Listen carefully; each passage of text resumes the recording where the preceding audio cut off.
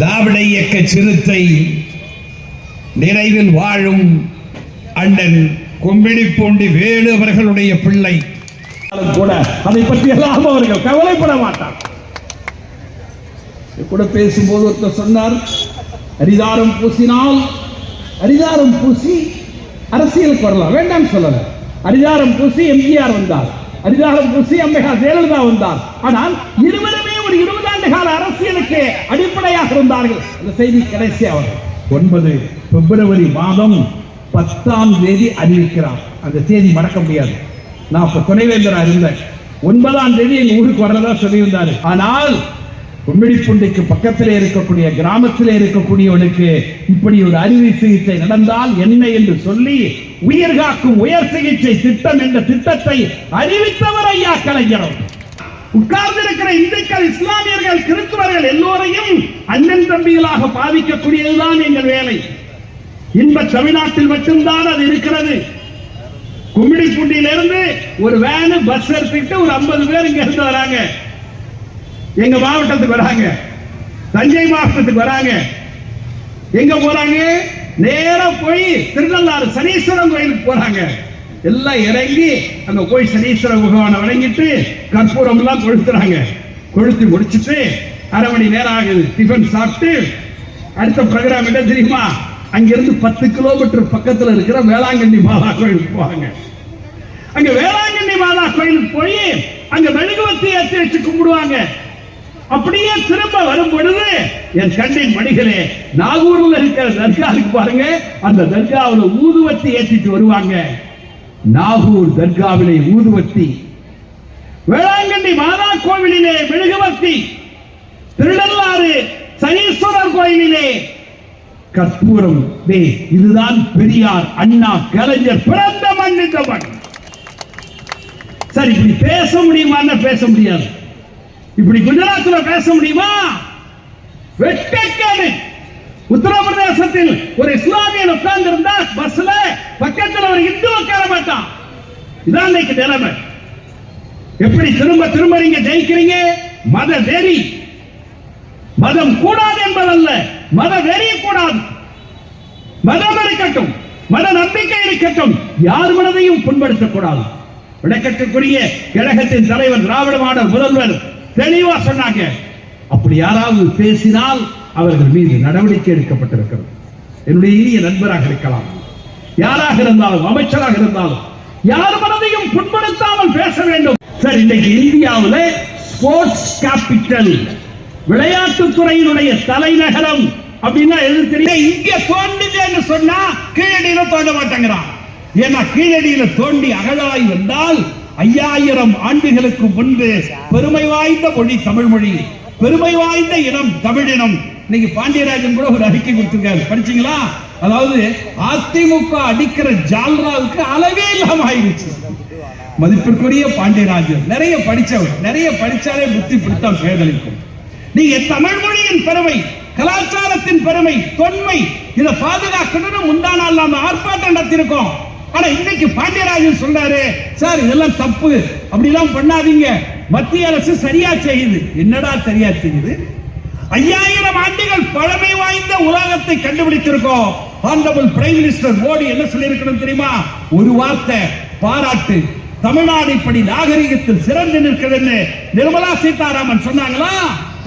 மோடி சொன்னாரா? ஒரு ட்வீட் போட்டாங்களா? ஆனா பாண்டியராஜன் சொல்றாரு, அதிமுக சுத்தமா அழிச்சிட்டு போயிடுவீங்க. அதிமுகவும் பிஜேபியும் கூட்டணி வருவதற்கு முன்பு நாம சொன்ன கணக்கு 200 தொகுதி. இன்னைக்கு அதிமுக பிஜேபி கூட்டணி வந்த பிறகு எழுதி வைத்துக் கொள்ளுங்கள், இதே கும்மிடிப்பூண்டியில் அடுத்த ஆண்டு 7வது முறை ஆட்சி, 2வது முறை முதல்வராக தலைவர், மீண்டும் அமைச்சராக என் தம்பி ஆவடி நாசர், 234 தொகுதிகளிலும் திராவிட முன்னேற்ற கழகம் மாபெரும் வெற்றியை பெறும் என்று சொல்லி வாய்ப்பு. இன்னைக்கு நம்ம இவங்களோடு இணைந்து பிணைந்து இருக்கின்றோம். அதான் பேரறிஞர் அண்ணா அந்த காலத்திலே என்ன சொன்னார்னா, தனிநாடு கொள்கை சபையில வச்சார். அவர் மாநிலங்களை உறுப்பினராக இருக்கும் போது அவர் தேர்ந்தெடுக்கப்பட்டு முதல்ல போய் பேசின பேச்சு, அவர் கன்னி பேச்சு பேச தனித்தமிழ்நாட வச்சார். அப்படி தனித்தமிழ்நாட வைக்கும் போது நேரம் பண்டித ஜவஹர்லால் நேரு கடுமையான முறையில் நான் அண்ணாவை கண்டிச்சார், பேசினார். தனித்தமிழ் ஒன்றுபட்ட இந்தியா, இதை பிரிச்சு பேசுறீங்க, தனித்தமிழ் வருகிறது. அந்த நேரத்தில் அண்ணா அவர்கள் தன்னுடைய கருத்துக்களை என்னென்ன நம்முடைய பொருளாதாரம் இருக்கு, நம்முடைய பொருளாதாரம் இந்த அளவுக்கு இருந்தாலும் இந்தியாவில் நம்முடைய முதல்ல நம்ம வரி செலுத்தினாலும் பண்டிட் ஜவஹர்லால் அவர்கள் கண்டிச்சார், வாகம பேசினார்.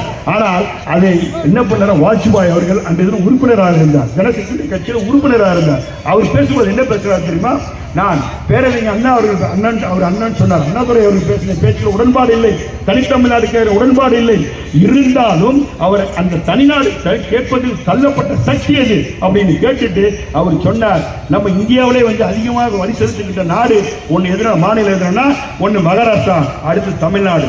ஆனால் இப்படிப்பட்ட நாடுகளுக்கு இப்படிப்பட்ட மாநிலங்களுக்கு அவரிடம் பெறப்படுகின்ற வரியை முறையான முறையில் சேர்க்காத காரணத்தாலும் அதே நேரத்தில் மொழியால் அவர்கள் இனம் வஞ்சிக்கப்படுகின்றதாலும் பலதட்டப்பட்ட பொருளாதார சூழ்நிலையில் அவர்கள் நசுக்கப்படுகின்ற காரணத்தாலும் தனிநாடு கொள்கையை முன்னால் வைக்கிறோம் சொன்னார். யார், வாஜ்பாய் சொன்னார்.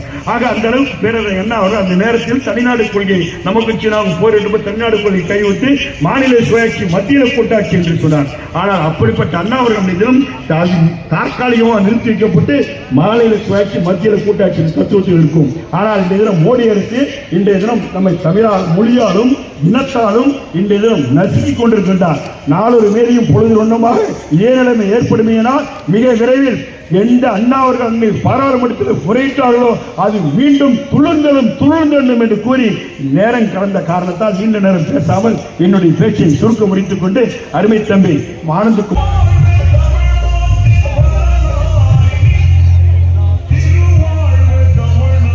வருகவில்லை என்று சொன்னாலும் தமிழகத்தில் இருக்கின்றது நம்முடைய பல்வேறு தொழிற்சாலைகள். மக்கள் இருட்டில் இருக்கிறார்கள் என்று தெரிந்து கொண்டு மின்சாரத்தை தமிழகத்திலே தொடங்கி அந்தந்த பகுதியில் கிராமம் முழுவதும் மின்சாரத்தை தடை உழைத்து காட்டுங்கள். 10 வருஷம் தமிழ்நாட்டுக்காக போராடுங்கள். ஒரு 10 ஆண்டு காலம் தமிழ் மக்களினுடைய நலனுக்காக நீங்கள் போராடிக் கொண்டிருங்கள். அப்பொழுதுதான் மக்கள் உங்களை ஜீரணிப்பார்கள். அப்படியெல்லாம் உங்களை விட பெரிய ஜாம்பவான் நடிகர் தலைவர் சிவாஜி, டி ராஜேந்திர, பாக்கியராஜ் எல்லாரையும் தாண்டி உங்களால் வெற்றி பெற்று விட்டுவிட முடியாது. கடைசியாக ஒரே ஒரு செய்தியை, அந்த செய்தியை சொல்லி நான் விடைபெற ஆசைப்படுகிறேன். மாண்புமை அமைச்சர் ஆவடி நாசர் அவர்கள், என்னுடைய பாசத்திற்குரிய தமிழ்,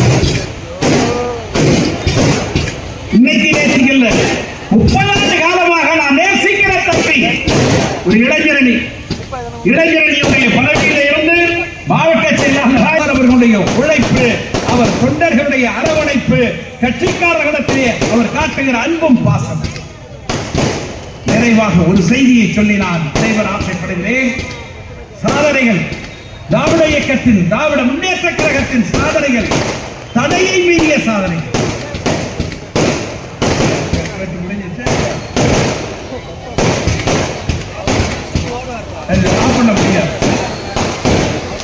செய்தி வெடி வைக்காது, காசை கறியாக்காது. அதுக்கு ஒரு 100 புத்தகம் வாங்கி இளைஞர்களுக்கு இது சத்தம் கேட்டு என்ன ஆகுது, வண்டியில் ஏறுதான் என்னால் பேச முடியாது. நாளைக்கு கிள்ளிவாக்கம் கூட்டம் இருக்கு, இந்த புகை கொஞ்சம் கொஞ்சமா